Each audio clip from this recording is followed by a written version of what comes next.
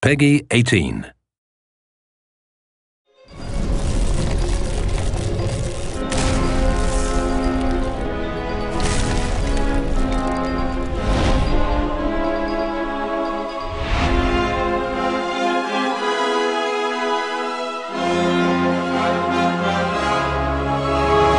So I'm Grant Kirkhope. I'm the audio director at Big Huge Games.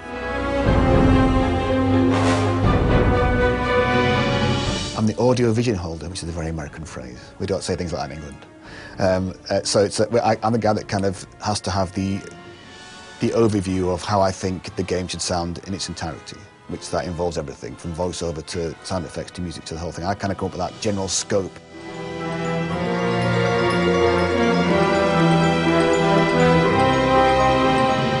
I applied to BHG because I wasn't really bothered about if it was a big company or a huge successful company or a big name. I wanted to feel that it was a place I could go that felt vibey about what they were doing and it's kind of angst, and a place where I thought I could make a difference or make a contribution.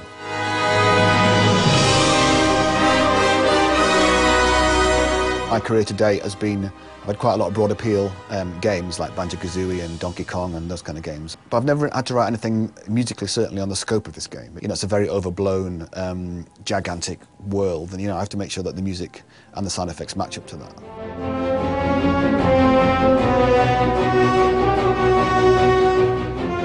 Sound effect-wise, we've tried to go for that similar overblown feel. You know, this game's, you've got a lot of combat in it, you know.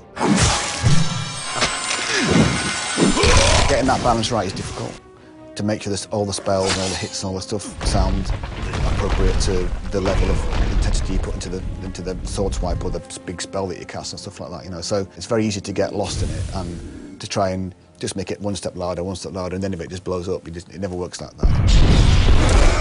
A bad sound design can murder a game, absolutely kill it. If you've got a repetitive noise, like a footstep or something like that is absolutely awful, it will drive people mad, and they won't want to play it for that reason. It's a really kind of juggling act to try and get a sound that is obtrusive enough that it's all right, but not too obtrusive that gets on your nerves, all that kind of stuff, that kind of mixing of it all and playing with it and turning it up and down, you know, and it's all about attention to detail and taking little small increments and little steps to build up this kind of big soundscape that works.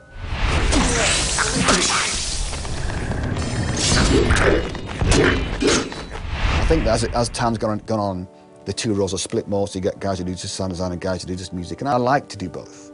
I like to be able to do, because it gives me a break from just composing over and over again or just doing sound design over and over again. I like to get that kind of variety. And it's great fun to do both as well. It makes it much more, you know, go and find 50 fart samples for the farting gorilla. There isn't a farting gorilla in Reckoning, but other games I've done, there probably is a farting gorilla somewhere. I've tried to really take a step up on my own kind of development to try and make myself work harder than I do before, so I've tried to learn an awful lot more to make the boss music and all the music in the game sound bigger than normal. My usual influences usually do end up being Dan Elfman and John Williams and, you know, people like that. You know, that's the kind of people that I aspire to. I'll probably lean more towards John Williams at the moment. I think John Williams can be easily overlooked because people think, oh, he writes those tunes like E.T. and all that kind of stuff, you know. But if you listen to his music for his fight sequences or anything else, it's tremendous. It's massively chromatic. It's very complicated. It's all over the place. It's not easy to keep up with what he's doing because he's so good at that. But when it comes to the big tune, he's right on the money with it, you know.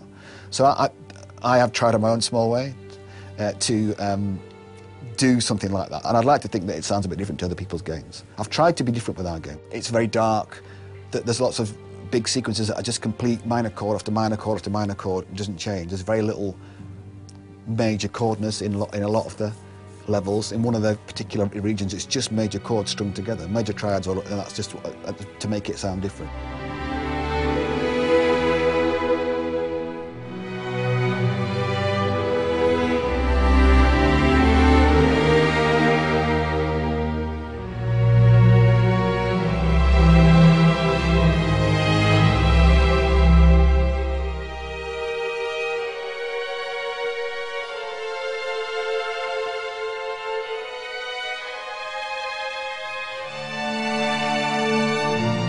I write music like very sort of like that and then like that. I don't go like along and sketch it out and then fill it in. I'm kind of very like, this is 4 bars and then complete that 4 bars and the next 4 bars. I don't know if that's the right way I want to do it.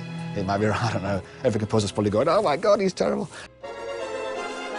I played in orchestras from the age of 11 on trumpet, so I do know how this sounds. That's why I think when I came to write for orchestra, I didn't find it very difficult. But you never get used to that kind of, just that, the wealth of it. It sounds so, it's such a different sensation. I mean, there's nothing like just having that 85, 90 people sat there, you know, playing your music. It's incredible, you know. I mean, this time, I use like 2 euphoniums extra, 3 trombones, bass trombone, tuba, 3 trumpets, 6 French horns, triple woodwinds, double strings, massive, you know, I just really went for the numbers of people, and you know, you get such a massive, thick sound doing that.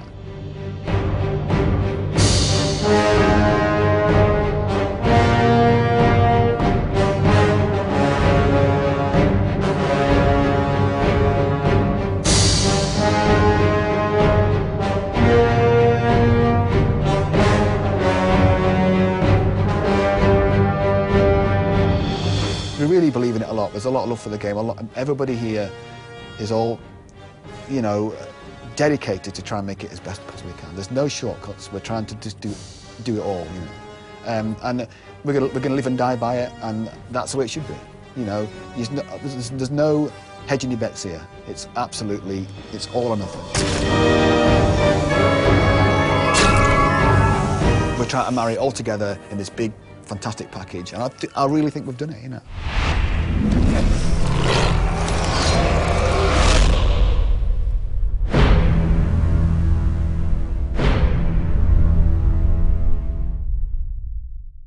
I apologise for the Donkey Kong rap. It's officially on video now. I apologise for that piece of music. You know, I didn't think it was that bad at the time. Please forgive me. Please let me off. Somebody, please. That's it.